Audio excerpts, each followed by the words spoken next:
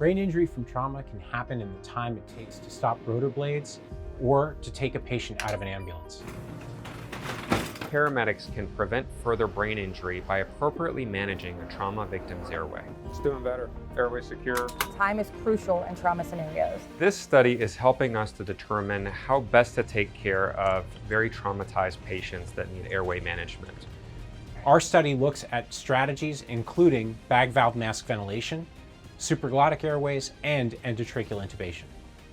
150,000 people a year die in the US from trauma. About 20% of those deaths are preventable if EMS can act quickly.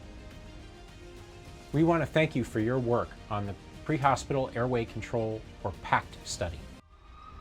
We don't know what the best way to manage a trauma patient's airway, and it may vary depending on the situation. And the best way to do that, whether it's an endotracheal tube, a supraglottic airway, or even just a BVM, it really depends on the situation. We are trying to find out which patients benefit from specific airway techniques. We are about a third of our way to the goal of enrolling over 2,000 patients. Because of this, we want to thank you for your hard work on the Pre-Hospital Airway Control trial.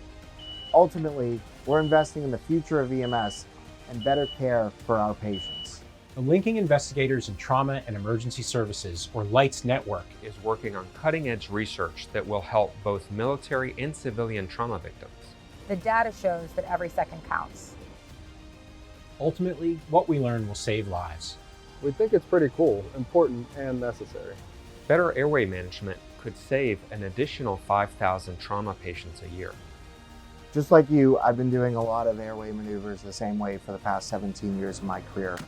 Don't think of this as changing what you're doing, but just making it better.